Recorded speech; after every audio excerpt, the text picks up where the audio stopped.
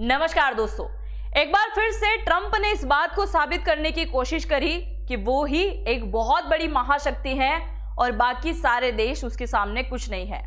अभी हाल ही में ट्रंप ने वेनेजुएला के 4 शहरों पर हमला किया और उनमें से एक आर्मी बेस के अंदर सो रहे वेनेजुएला के राष्ट्रपति को उनकी पत्नी सहित गिरफ्तार कर लिया, जिसके बारे में आपने शायद सुना भी होगा।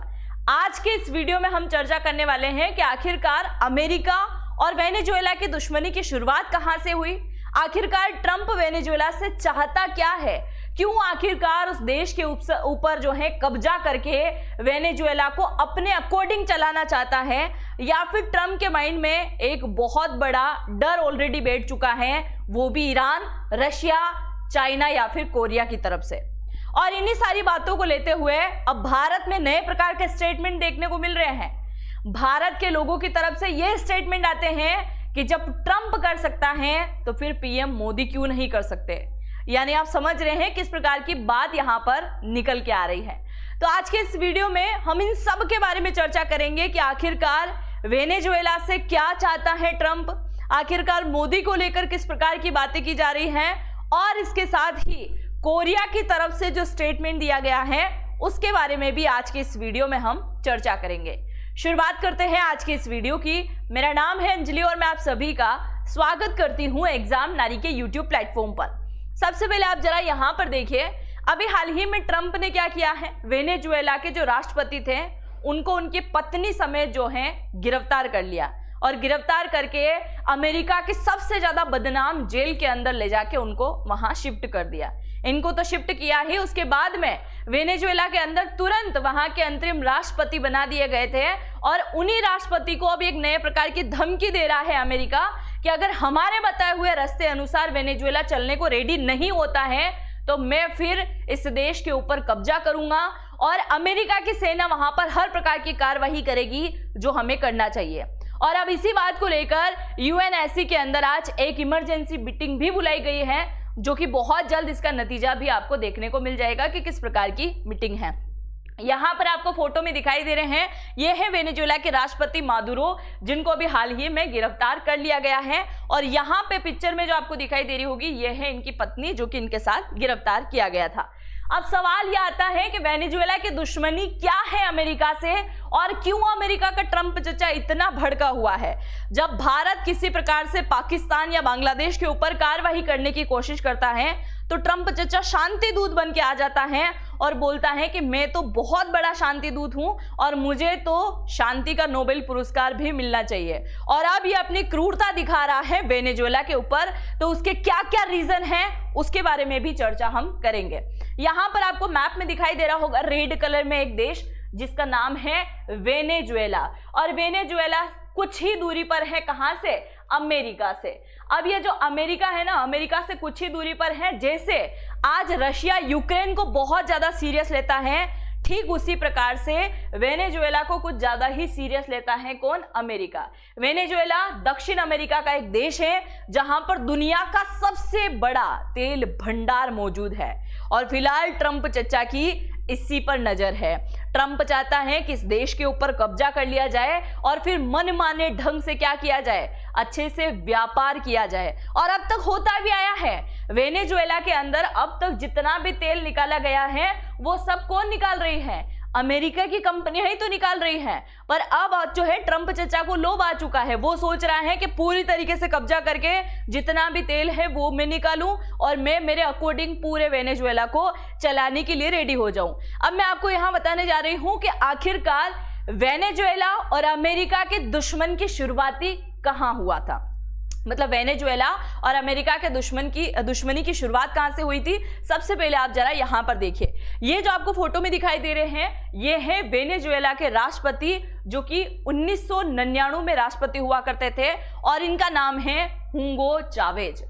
हुगो चावेज ने जैसे ही वेनेजुएला के राष्ट्रपति पद का पदभार संभाला और इनकी तरफ से एक स्टेटमेंट आता है कि वेनेजुएला दुनिया का एक ऐसा देश है जहां पर सबसे ज्यादा तेल का भंडार है और इतना ज्यादा तेल है कि हम इससे वेनेजुएला की गरीबी को मिटा सकते हैं। ये तेल केवल इसी देश का है, किसी और देश का यहाँ पर हक नहीं है। और उस दौरान वहां से अमेरिका काफी ज्यादा मात्रा में तेल निकाला करता था।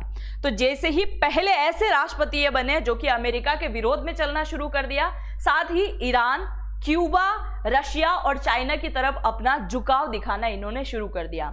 और उसी बात से अमेरिका को बहुत ज्यादा गुस्सा आने लगा और इतना ज्यादा गुस्सा आया कि कुल मिला के 2 से 3 साल बीते, यानी कि 2002 के आते आते इनकी सरकार का तख्ता पलट तक करवा दिया। आप सोचिए जरा, CIA जो है अमेरिका की, वो दुनिया भर के देशों में केवल और केवल तख्ता पलट के लिए ही जानी जाती है। और वही वाला काम कहाँ किया इन्होंने?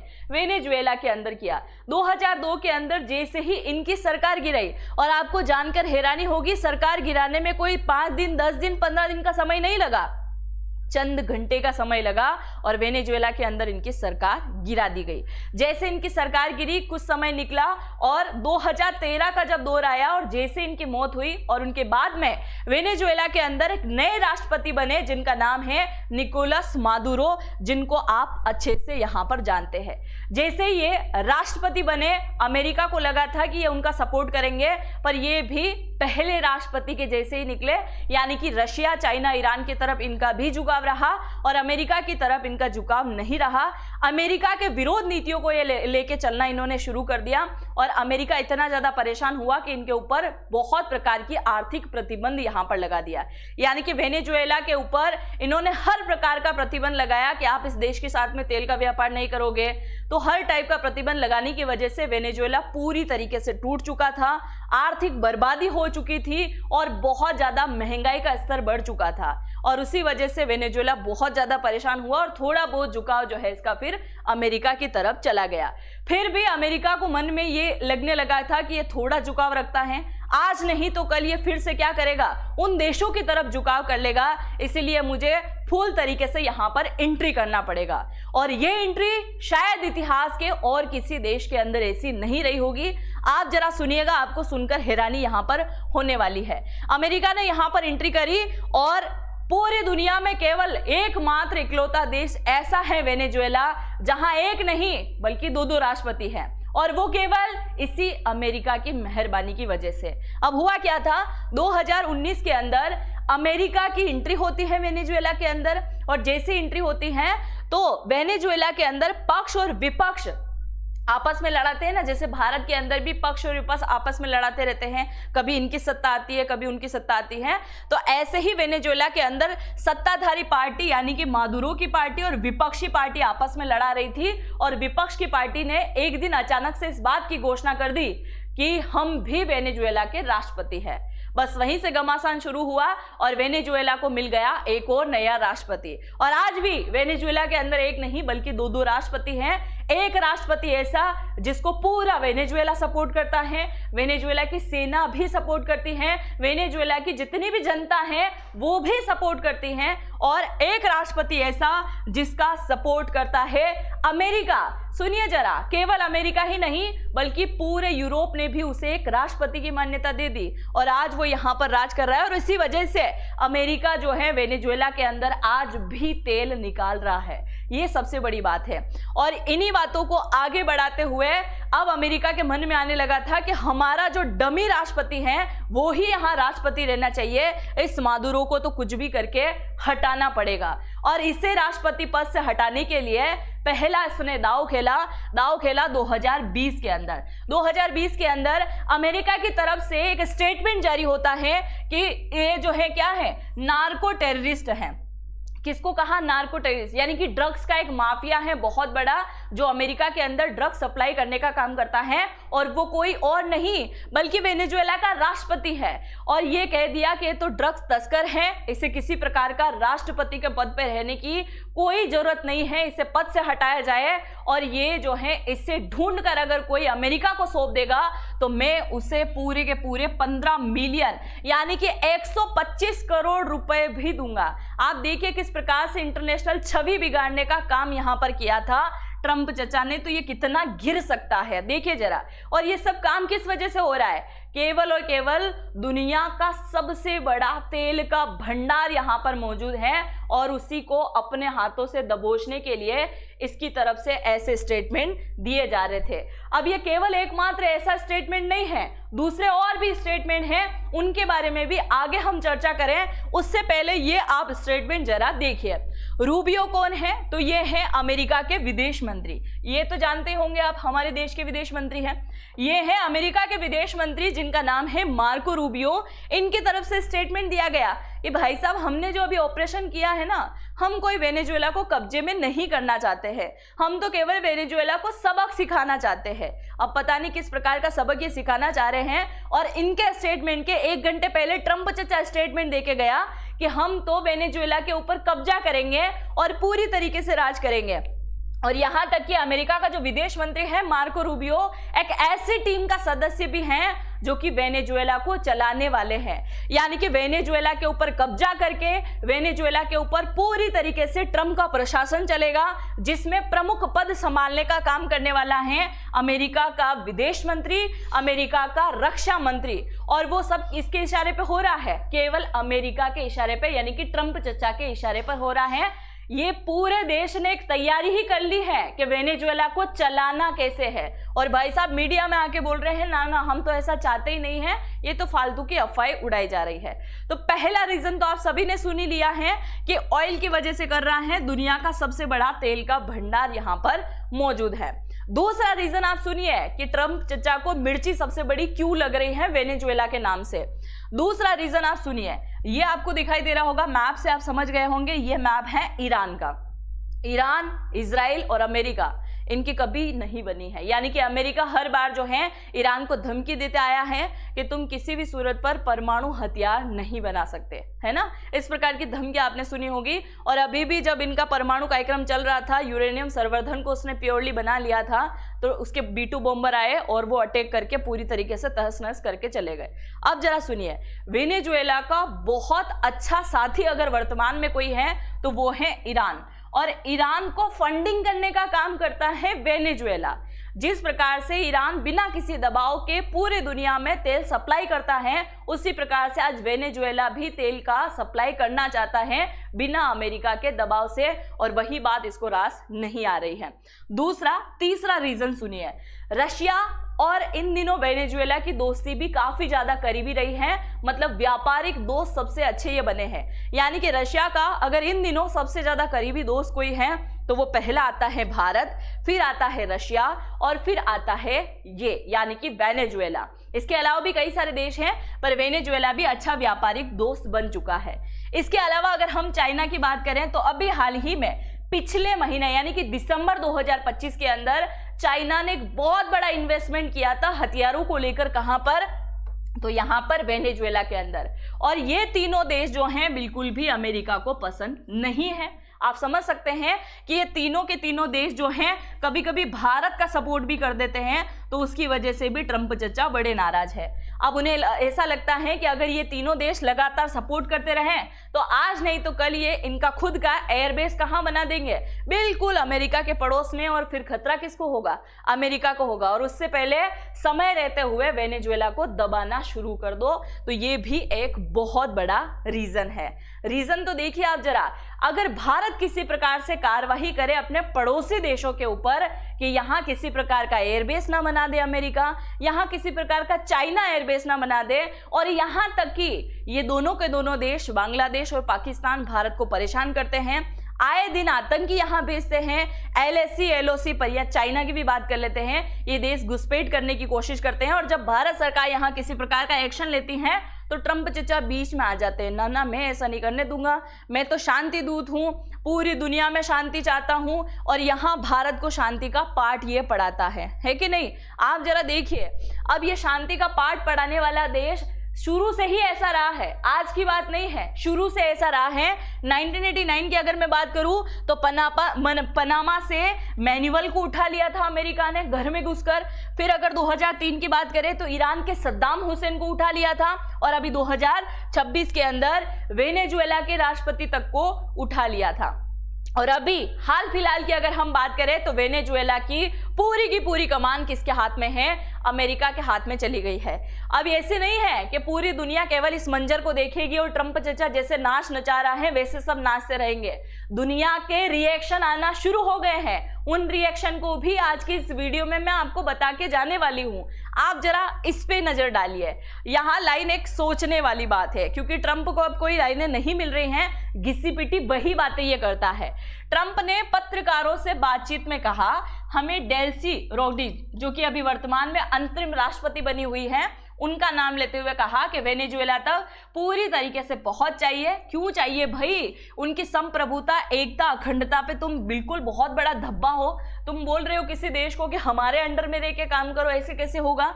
आगे बोल रहा है ट्रंप के वेनेजुएला को मरा हुआ देश बताया और कहा कि उसे दोबारा खड़ा करना जरूरी है। अगर वो देश डूब चुका है, बिल्कुल बर्बाद हो गया है, मर गया है, अगर तुम्हें ऐसा लग रहा है तो सबसे ज्यादा टूटा, मरा हुआ और बर्बाद अगर कोई देश है तो वो है हमारे पड़ोस में, जिसे हम भिखारी देश कहते हैं। तो वहां आके डेवलपमेंट करने का काम करो, वेनेजुएला अपना खुद का खुद देख लेगा। अब जरा देखिए, यहाँ पर एक लाइन सोचने वाली है, मरा हुआ देश है। और कुछ ही समय पहले यानी कि 2025 के अंदर ही ट्रंप ने एक स्टेटमेंट दिया था कि इंडिया की इकोनॉमी तो डेड इकोनॉमी है, ये भी मरी हुई अर्थव्यवस्था वाला देश है। वो देश जो कि पूरी दुनिया में चौथा बड़ा अर्थव्यवस्था वाला देश है, उसे ये डेड इकोनॉमी बोलता है। और यहाँ तक कि भारत के ऐसे कई सारे नेता तक बोलते हैं कि भारत की इकोनॉमी डेड इकोनॉमी है, और ये बोला गया था ट्रंप चचा की तरफ से। इसको बड़ी फिक्र हो रही है वेनेजुएला की। आगे देखिए, हमें तेल और दूसरे देश की दूसरी चीजों पर पूरी तरीके से पहुंच चाहिए ताकि हम वेनेजुएला को दोबारा से खड़ा कर सके। बड़ी फिक्र यहाँ पर दिखाई दे रही है।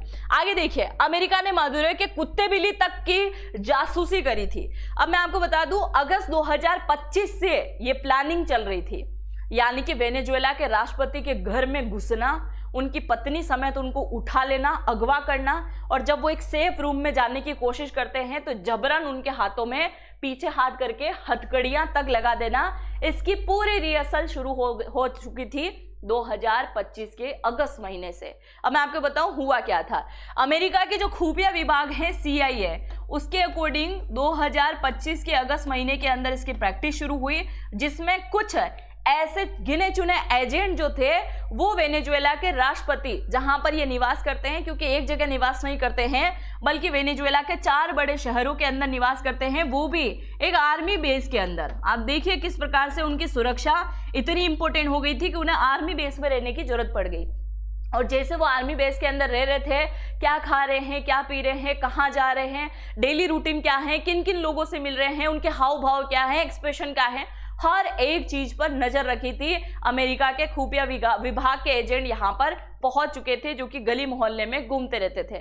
नजर रखी जा रही थी केवल उनके ऊपर, उनकी पत्नी के ऊपर, उनके परिवार के ऊपर नहीं, बल्कि यहाँ तक कि उनके कुत्ती बिल्ली के ऊपर तक इनके द्वारा नजर रखी गई। और बाद में उन्हें पकड़ने से 2 दिन पहले, यानी कि 2 जनवरी के दिन जब ट्रंप चचा आदेश दे रहे थे ना, उसके एक दिन पहले भी यहाँ पर डिप्लोसिव जो है एक्टिव किया गया। और कैसे आप गेट को फोड़ने वाले हो, यानी कि गेट पर एक धमाका करके बम से उड़ाना है और उसके बाद कैसे अंदर एंट्री करना है और कैसे उनको लेके आना है बंधक बना के, उसकी प्रैक्टिस की गई। और वो प्रैक्टिस पूरी होने के बाद में उनको ये पकड़कर कहाँ ले गए? अमेरिका ले गए। और इन्हें पकड़ने के लिए जो सेना आई थी ना, वो भी यूनिक प्रकार की सेना है। आप देखिएगा जरा, आगे मैं आपको बताने वाली हूँ। ये है वो सेना जिन्हें अमेरिका में सबसे खतरनाक सेना माना जाता है, और इस सेना का नाम है डेल्टा फोर्स, यानी कि बहुत ही खतरनाक और स्पेशल हम बोल सकते हैं कि ये सैनिक हैं अमेरिका के, जो कि अमेरिका की आर्मी से ही इनका सिलेक्शन होता है और गिने चुने जो है सिलेक्टेड सैनिक को ये लिया जाता है।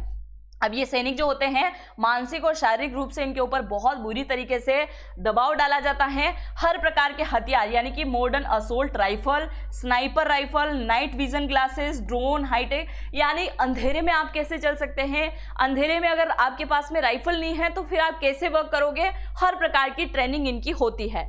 खास तरीके से किस प्रकार की ट्रेनिंग होती है? अगर शहरी युद्ध लड़ना है, हवाई ऑपरेशन करना है ना, जैसे भारत करता है ना सर्जिकल स्ट्राइक वगैरह, ऐसे स्ट्राइक करना है, समुद्री ऑपरेशन करना है, विदेशी भाषाओं की ट्रेनिंग, भेष बदल के कहीं ऑपरेशन करने के लिए जाना है, एंटी टेरर ऑपरेशन करना है, बंधक बचाओ, हाई वैल्यू टारगेट और दुश्मन के इलाके में घुसपैठ करना है, उसके लिए खास तरीके से इसे रेडी किया जा सकता है।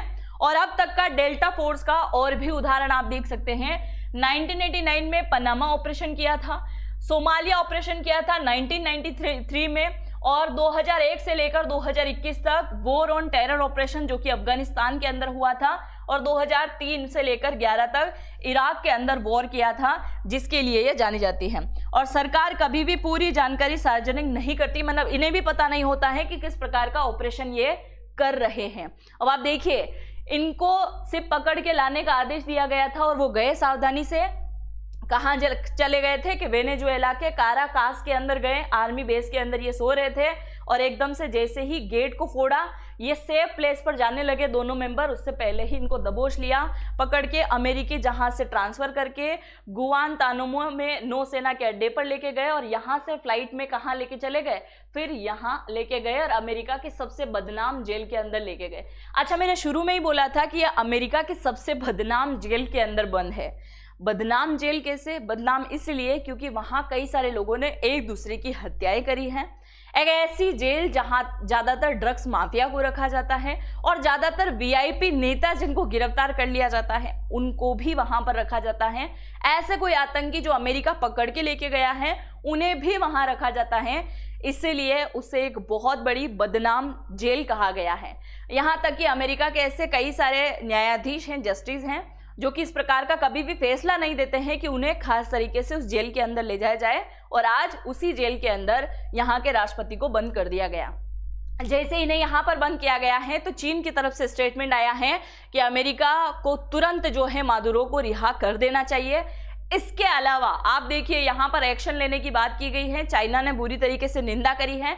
चाइना तो चाइना, यहाँ देखिए उत्तर कोरिया के किम जोंग उन की तरफ से तो ये तक आह्वान कर दिया गया, अगर ऐसा ही सब कुछ चलता रहा, अमेरिका अपनी ही बात पर अड़ा रहा, और अगर इस प्रकार के एक्शन को लेकर वापस उन्हें रिहा नहीं करता है जल्द से जल्द, तो दूसरे देश बीच में कूदेंगे, और जैसे ही दूसरे देश बीच में कूदेंगे तो यहाँ हम मान सकते हैं कि विश्व युद्ध की कहीं ना कहीं शुरुआत होगी। तो इनकी तरफ से जो स्टेटमेंट आया था उनमें इन्होंने कहा कि विश्व युद्ध की मैं चेतावनी दे रहा हूं। आप देखिए, अमेरिका ने वेनेजुएला के ऊपर कब्जा कर लिया, रशिया यूक्रेन के ऊपर कब्जा चाहता है, चाइना ताइवान के ऊपर कब्जा चाहता है, तो फिर भारत किसके ऊपर कब्जा चाहता है? आप क्या सोचते हैं? जरूर से मुझे कमेंट सेक्शन में लिखिएगा। अब जैसे ही वेनेजुएला के राष्ट्रपति को गिरफ्तार किया गया, इस तरफ जो है दुनिया भर में कई सारे देशों के लोग जो हैं सड़कों पर आ गए हैं, लगातार नारेबाजी कर रहे हैं कि अमेरिका बहुत जो है गलत कर रहा है, पूरी दुनिया खिलाफ है। नीदरलैंड के अंदर जो है प्रोटेस्ट हो रहा है, चेक गणराज्य के अंदर प्रोटेस्ट हो रहा है। इसके अलावा पाकिस्तान के कराची, अरे पाकिस्तान के तो महापितामह है अमेरिका, उसका क्यों कर रहे हो भाई ट्रंप चचा का? वो तो तुम्हारे सपोर्ट वाले हैं। पाकिस्तान के कराची में हो रहा है, और तुर्की वाले, तुर्की तो नाटो देश है भाई, ये क्यों कर रहा है? ये भी कर रहा है, बोल रहा है नहीं तुम गलत कर रहे हो, है कि नहीं? अब इन्हीं बीच में जो है असरुद्दीन ओवैसी साहब का स्टेटमेंट आता है। अब देखिए, असरुद्दीन ओवैसी साहब की तरफ से एक स्टेटमेंट दिया गया कि जब ट्रंप कर सकता है वेनेजुएला को लेकर एक्शन, क्योंकि वेनेजुएला को लेकर उसे खतरा महसूस होने लगा था कि तेल का व्यापार कर रहा है, रशिया, चाइना, ईरान, यहाँ तक कि छोटे मोटे कई सारे देशों का सपोर्ट कर रहा है, उन्हें पास में लाकर बिठा रहा है। आज नहीं तो कल ये मेरे लिए खतरा बनेगा, और भारत के लिए तो ऑलरेडी खतरा बन चुके हैं पाकिस्तान, बांग्लादेश। तो फिर मोदी जी उनके ऊपर एक्शन क्यों नहीं ले रहे हैं? अपना 56 इंच का सीना दिखाने का समय आ चुका है। जिन लोगों ने 9/11 का हमला किया था उन जालिमों को सजा देने का समय आ चुका है। ये शब्द मेरे नहीं, ये असरुद्दीन ओवैसी साहब के जो है शब्द हैं। इन्होंने कहा कि जालिमों को सजा देने का समय आ चुका है, और जब ट्रंप कर सकता है तो फिर भारत का मोदी भी कर सकता है। और क्या कर सकता है? इन दोनों देशों के ऊपर जो भी कार्रवाई करना है वो कर सकता है। और कैसे कार्रवाई होनी चाहिए आप मुझे जरूर से कमेंट सेक्शन में लिख दीजिएगा कि इस प्रकार की कार्रवाई तो होनी ही होनी चाहिए। तो आई होप आप सभी को ये पूरी की पूरी स्टोरी समझ में आई होगी कि क्या वेनेजुएला और अमेरिका की दुश्मनी रही है, और किस बात से आखिरकार ट्रंप चचा डर रहा था कि अगर मैंने समय रहते एक्शन नहीं लिया तो आने वाले टाइम में अमेरिका को ये सारे खतरे देखने को मिल सकते हैं। और अगर आज भारत यहाँ पर एक्शन नहीं लेता है तो कल यहाँ पर चाइना और यहाँ तक कि अमेरिका दबदबा बनाएगा, और इस जगह भी। इसलिए भारत को एक्शन लेना बहुत ज़्यादा जरूरी है। आई होप मेरे द्वारा दी गई जानकारी आप सभी को समझ में आई होगी। चैनल पर अगर पहली बार विजिट किया है तो सब्सक्राइब जरूर से कर दीजिएगा, बेल आइकन को हिट करना बिल्कुल मत भूलिएगा और कमेंट भी जरूर से कर दीजिएगा। और अगर आप एआई सीखना चाहते हैं तो इसी वीडियो के कमेंट सेक्शन में सबसे टॉप कमेंट यानी कि पहला कमेंट है एग्जाम नारी के नाम से, और उसमें जाके आपको टैप करना है, नाम, मोबाइल नंबर, ईमेल आईडी डालना है और डिस्काउंट प्राप्त करने के लिए आपको डालना है नारी 100 का कोड। और ये कोड जैसे आप लगाएंगे आपको यहाँ पर अच्छा खासा डिस्काउंट मिल जाएगा। तो जरूर से आप जो है एआई का कोर्स लीजिएगा, अच्छे से सीखिएगा, क्योंकि एआई का ज़माना है और ये बहुत ज़्यादा इम्पोर्टेंट भी है। बाकी आप ट्रंप चचा को लेकर, ओवैसी जी को लेकर, मोदी जी को लेकर या फिर कोरिया के किम जोंग उन को लेकर जो भी सोचते हैं जरूर से लिखिएगा। मिलते हैं नेक्स्ट वीडियो में, तब तक के लिए जय हिंद, जय भारत।